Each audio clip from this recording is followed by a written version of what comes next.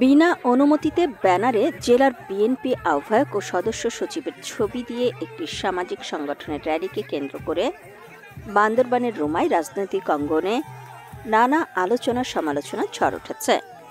ব্যানারের ছবি নিয়ে প্রশ্ন করায় রুমা উপজেলা বিএনপির সাবেক সহসভাপতি মোহাম্মদ ইদ্রিস মিয়ার সঙ্গে বাংলাদেশ হিন্দু বৌদ্ধ খ্রিস্টান ঐক্য ফ্রন্টের উপজেলা আহ্বায়ক পলাশ চৌধুরী সহ তার নেতাকর্মীদের মধ্যে বাক বিতণ্ডা, তর্ক বিতর্ক ও ধাক্কাধাক্কির ঘটনা ঘটেছে।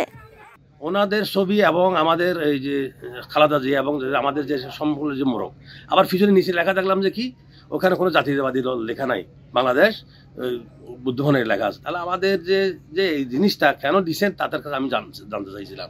আমার লক্ষ্য দৃষ্টি হলে কি আমাদের যে নেতাদেরকে এবার আমরা ব্যবহার করতেছেন, ওদের নেতার কাছ থেকে অনুমোদন নিয়েছেন কিনা, এবং আমাদেরকে না করুক অনুমোদন, আমাদেরকে না লোক এমন মানব জেলার মধ্যে অনুমোদন নিয়েছেন কিনা, ওরা আমাদের অনুমোদন নিয়েছেন কিনা বলে যে আমরা সম্মান স্বরূপ দিছেন ঠিক আছে, ওই কথাটা বলাতে শুধু অতটুকুই আমার স্বভাব।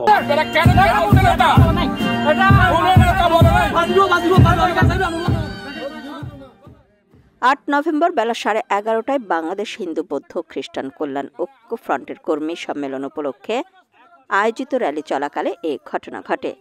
ওই ঘটনা সামাজিক যোগাযোগ মাধ্যম ফেসবুকে ছড়িয়ে পড়লে উপজেলায় বিএনপি নেতাকর্মীদের মধ্যে ব্যাপক আলোচনা সমালোচনা সৃষ্টি হয়। বিএনপির সমর্থিত এই সামাজিক সংগঠনের কর্মী সম্মেলন প্রাক্কালে র্যালিতে এমন তর্ক বিতর্ক ও ধাক্কাধাক্কির ঘটনা রাজনৈতিক অঙ্গনের তৃতীয় শক্তির ইন্ধন রয়েছে বলে ধারণা করছেন অনেকেই।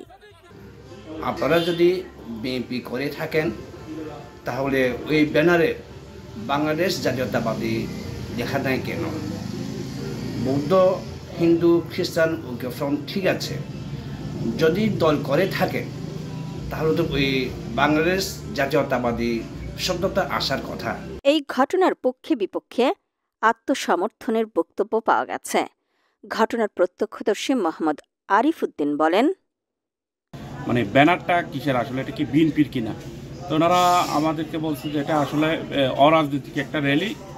তো আমরা ওনাদেরকে জিজ্ঞেস করছি অরাজনৈতিক যদি হয় তাহলে এখানে আমাদের বিএনপির নেতাদের ছবি কেন ব্যবহার করা হয়েছে বা এটার জন্য কোনো অনুমতি নেওয়া হয়েছে কিনা। কিন্তু ওনারা আমাদেরকে জানাইছে যে না, অনুমতি নেওয়া হয় নাই। তখন আমরা এটা বলছি যে অনুমতি না নিলে আপনারা ব্যানারটা চেঞ্জ করে দেন, আপনারা র্যালি করেন, সমস্যা নাই।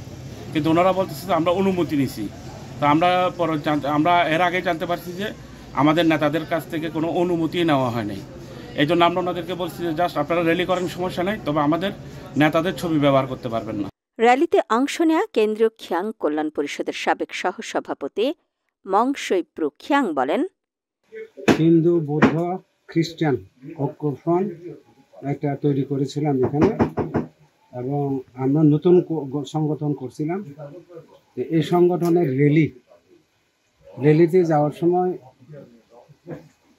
ইদ্রিস আর ওই যে আর একটা নাম মোটা করে, ওর নামটা জানি না, যে ওই মোবাইলের দোকানদার, এই দুজনে আমাদেরকে বাধা দেয়। তবে শেষ পর্যন্ত বাধা দিতে না পারে আমরা সুস্থভাবে র্যালিটা করেছি। একটা কথা বলছিল যে এই ফটোগুলো মানে এই পিকচারগুলো এখানে র্যালির ওই ব্যানারে কেন, এটা বলছিল।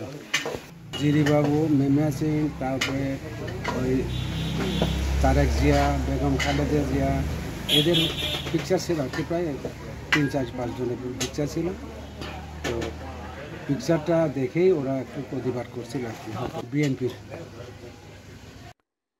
বাংলাদেশ হিন্দু বৌদ্ধ খ্রিস্টান কল্যাণ ঐক্য ফ্রন্টের উপজেলা আহ্বায়ক পলাশ চৌধুরী বলেন, সব জাতি ছিল, 13টা জাতি ছিল, মানমা ছিল, বং ছিল, রং ছিল, খুমুই ছিল, তারপরে চাকমা ছিল, ত্রিপুরা ছিল, ম্রো ছিল, বড়ুয়া ছিল, হিন্দু ছিল, এবং সব জাতিকে এই বাধাগ্রস্ত করে আমি মনে করি সবাইকে অপমান করেছে, এবং আমাদের হিন্দু বৌদ্ধ খ্রিস্টান কল্যাণ ফ্রন্টের সংগঠনকে উনি অপমান করেছে।